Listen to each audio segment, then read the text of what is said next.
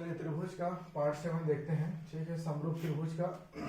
ठीक, तो समरूप त्रिभुज में कुछ बताने का बचा था थ्योरी में, उसी को बता रहा हूँ। ठीक है, समरूप त्रिभुज में संगत भुजाओं का अनुपात बराबर होता है, यही वहां पर छूट गया था। ठीक है, तो उसको देखते हैं। तो ये जैसे हमारा ये त्रिभुज है, ठीक है, ये त्रिभुज है और ये त्रिभुज है। ठीक है, इसको मानते हैं ए बी सी और इसको मानते हैं पी क्यू आर। ठीक है, यदि ये 70 अंश का मान के चले, यदि ये दोनों भुजाएं बराबर हों, ठीक है, तो 70 है तो 180 होता है, तो 110 बचा है, ये 55 का हो जाएगा, तो ये भी कितने का हो जाएगा, 55 अंश का हो जाएगा। ये 70 का है तो ये भी 55 का हो जाएगा और ये भी कितना हो जाएगा, 55 अंश का हो जाएगा। ठीक है, तो ये हमारा दोनों क्या होंगे, बराबर होंगे, तो ये दोनों कोण भी क्या होते हैं, बराबर ही होते हैं। अब अगर देखते हैं इसमें कि इसकी जो है संगत भुजाएं क्या होंगी, तो कोण ये देखिए 70 है, 70 का सामने क्या है BC, तो ये क्या हो जाएगा BC बटे, ठीक है, क्या हो जाएगा 70 के सामने वाले क्या है QR। ठीक है, बराबर होंगे। ठीक है, इसको देखते हैं B, कोण B के सामने क्या है संगत भुजा AC का संगत भुजा इसके कोण Q के सामने वाला कहलाएगा PR, ये हो जाएगा PR। ठीक है, ये तो हमें बता दिया था। अगला क्या है कि कोण C के सामने क्या है AB, तो AB का संगत भुजा कहलाएगा PQ। देखिए इसका R का सामने वाला PR और PQ। ठीक है, तो ये हो जाएगा PQ। देखिए आपस में क्या होते हैं, समान अनुपात में होते हैं। जैसे हम ये दोनों बराबर हैं तो हम इसको 10 मान के चलते हैं, तो इसको 10 और इसको हम मान के चलते हैं 15 सेंटीमीटर का। अब इसको मानते हैं 20 का, इसको भी मान लेते हैं 20 सेंटीमीटर का, इसको मान लेते हैं 30 का। ठीक है, जब देखें कैसे बराबर होते हैं, तो अब देखिए BC कितना है, 15 है, तो 15 लिख लीजिए। QR देखिए QR कितना है, 30 है, तो 30 लिख लीजिए, बराबर कितना हो जाएगा। अब देखें क्या लिखा है AC, तो AC कितना है, 10 है, तो 10 लिख लीजिए। ठीक है, AC और PR देखिए यहाँ पर PR कितना है, 20 है, तो 20 लिख लीजिए, बराबर हो जाएगा किसका, AB कितना है, 10 है, तो 10 लिख लीजिए। और PQ कितना है, 20 है, तो 20 लीजिए। अब इसको काटोगे तो देखिए 15 कम 15, 15 दूने 30, 10 से कम 10, 10 दूने 20, 10 से कम 10, 10 दूने 20। देखिए सारे के सारे बराबर होंगे अनुपात में, 1/2, 1/2, 1/2 इस तरीके से होते हैं। इसको भी हम क्या कहेंगे, समरूप त्रिभुज कहते हैं। ठीक है, अगला देखते हैं इसी में। ठीक है, आगे देखते हैं कि इसमें और क्या चीज होता है। तो जैसे हम इस त्रिभुज का क्षेत्रफल, ठीक है, और इस त्रिभुज का क्षेत्रफल जैसे हम मान के चलें कि क्षेत्रफल मतलब त्रिभुज ABC का क्षेत्रफल मतलब क्षेत्रफल बटे त्रिभुज PQR का क्षेत्रफल उन दोनों त्रिभुज के संगत भुजाओं के वर्गों के योग के बराबर होता है। संगत भुजाओं के वर्गों के योग के बराबर होता है। तो कैसे, तो संगत भुजा क्या है, जैसे हम BC का संगत भुजा क्या होगा, QR होगा, QR के वर्गों के योग के बराबर होता है। वर्ग इससे जितना वर्ग होगा उसी के वर्गों के योग के बराबर क्या होता है, इनका क्षेत्रफल होता है। इस चीज को ध्यान रखना है। ठीक है, जैसे हम ABC का लिखे तो BC यहाँ पर लिखा, PQR मतलब इसको यहाँ लिखा, तो वर्गों के योग के बराबर होता है। तो इन सबसे आधारित क्वेश्चन हम देखेंगे। अगला होता है समरूप त्रिभुज के बाद एक होता है सर्वांग सम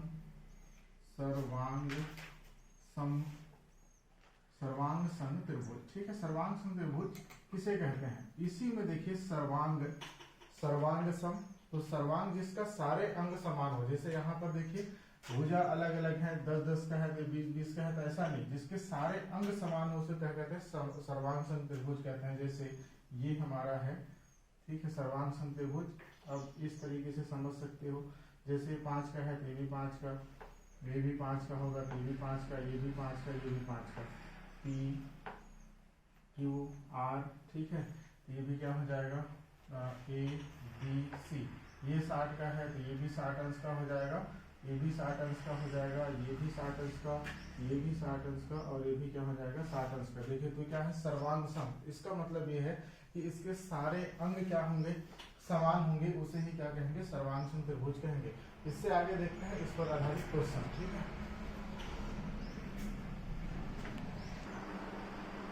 चलिए आगे क्वेश्चन देखते हैं इसका। ठीक है, ये 4 क्वेश्चन लिखा हूँ, 4 क्वेश्चन को हम यहाँ पर हल करते हैं। ठीक, तो देखिए यदि त्रिभुज ABC समरूप है किसके, त्रिभुज DEF। ठीक है, तो इस प्रकार हो कि ABC का क्षेत्रफल 25 वर्ग सेंटीमीटर स्क्वायर तथा DEF का क्षेत्रफल, देखिए दो त्रिभुज दिए हैं और दोनों का क्या दिया है, क्षेत्रफल दिया है। ठीक है, DEF का क्षेत्रफल 36 सेंटीमीटर स्क्वायर है, तब इन त्रिभुजों की संगत भुजाओं का अनुपात क्या होगा। ठीक है, तो संगत भुजाओं का अनुपात देखते हैं। तो संगत भुजाओं का अनुपात देखिए, क्षेत्रफल अभी मैंने बताया था।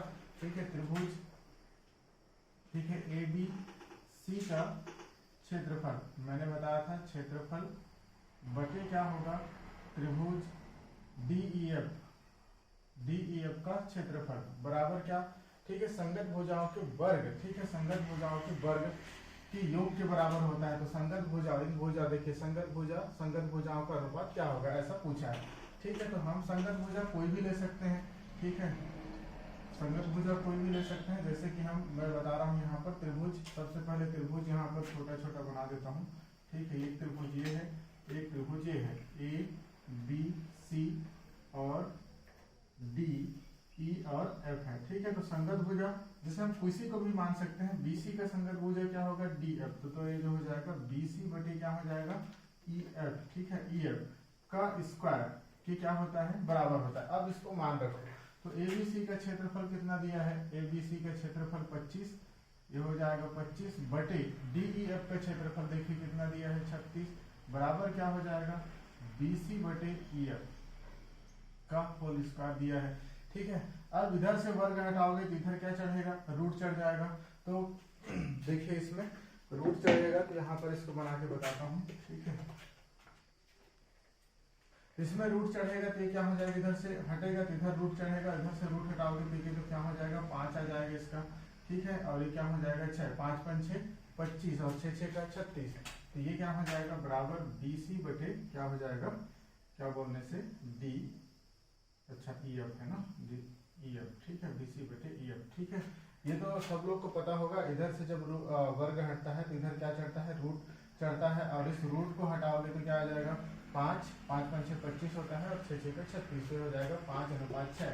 तो देखिए BC का मान कितना आ गया, 5 और 6, तो क्या हो जाएगा हमारा आंसर 5:6 हो जाएगा।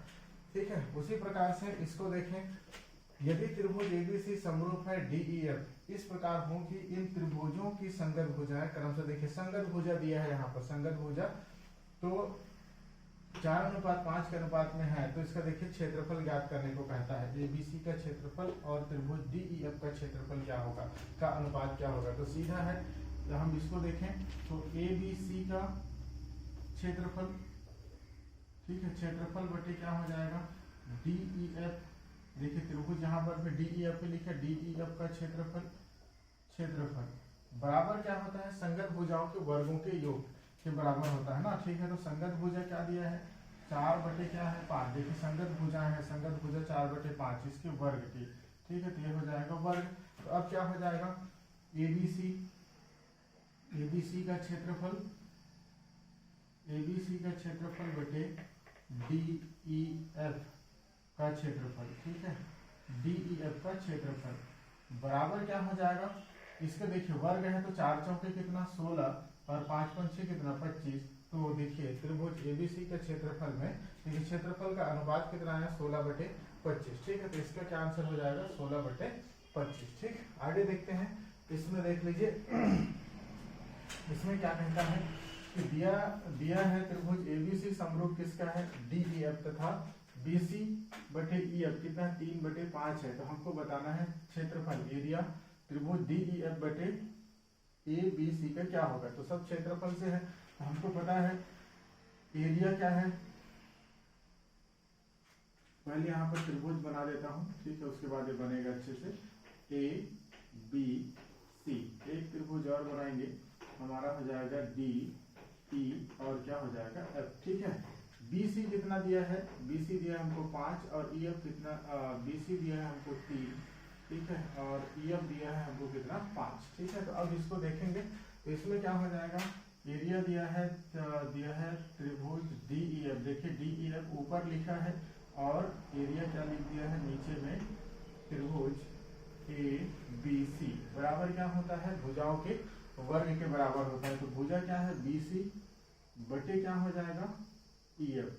नहीं, बी सी यहाँ नहीं लिख सकते, इसलिए नहीं लिख सकते क्योंकि यहाँ पर त्रिभुज ऊपर में क्या दिया है, डी ई एफ का दिया है। तो यहाँ पर हम क्या लिखेंगे, ई एफ ही लिखेंगे, ई एफ बटे बी सी। ठीक है, तो अब इसका क्या हो जाएगा, वर्ग हो जाएगा। अब इसको देखेंगे, इसका भी हम कल करते हैं तो ऊपर में क्या आ जाएगा 5 और नीचे में क्या आ जाएगा 3। इनका क्या हो जाएगा होल स्क्वायर, तो 5 5 6 25 और 3 3 9। यही हमारा क्या हो जाएगा, आंसर हो जाएगा। ठीक, अगला देखिए क्षेत्रफल से संबंधित अगला क्वेश्चन है। त्रिभुज एबीसी और त्रिभुज डीईएफ समरूप हैं। ठीक है, और क्षेत्रफल क्रमशः 64 सेंटीमीटर स्क्वायर तथा 121 ठीक है वर्ग सेंटीमीटर है। तदनुसार यदि EF देखिए 15.4 सेंटीमीटर हो तो BC का मान कितना होगा। ठीक है, तो इसको भी आसानी से आप हम हल कर सकते हैं। त्रिभुज ठीक है, एरिया मतलब क्षेत्रफल त्रिभुज ABC बटे हो जाएगा एरिया त्रिभुज क्या हो जाएगा DEF। ठीक है, DEF।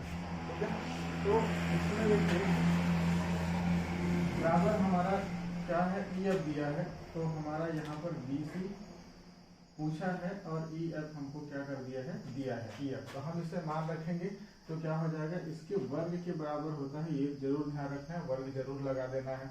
इसमें देखें ABC का क्षेत्रफल क्या दिया है 64 और नीचे कितना दिया है 121 बराबर हो जाएगा BC बटे 15.4 इसका मान है, तो इसके वर्ग के बराबर। अब देखिए इधर से वर्ग हटेगा तो यहाँ रूट चढ़ेगा और यहाँ से रूट हटाओगे तो 88 64 और 11 का कितना हो जाएगा, 11 11 गुना करोगे तो 121। ठीक है, अब हो जाएगा BC बटे कितना हो जाएगा 15.4। जब इसको हम हल करेंगे यहाँ पर से, ठीक है यहाँ पर हल कर दे रहा हूँ, इसको जब हल करेंगे तो इसका गुना इससे हो जाएगा और इसका इससे, तो ये हो जाएगा हमारा।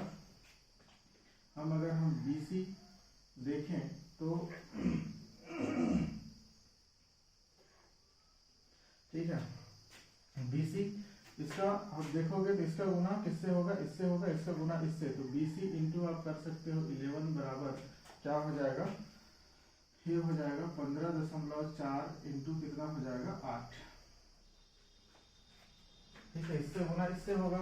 अब केवल BC बराबर कितना हो जाएगा 15.4 इंटू 8 बटे कितना हो जाएगा, ये इधर आएगा तो 11 हो जाएगा। यहाँ से दशमलव हटाओगे तो 1 0 यहाँ पर बढ़ जाएगी।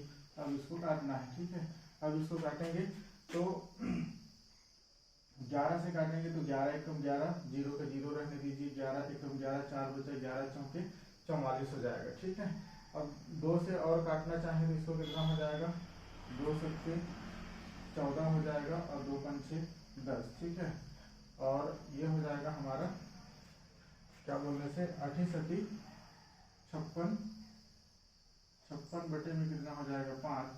इसको हम काटेंगे तो 5 एकम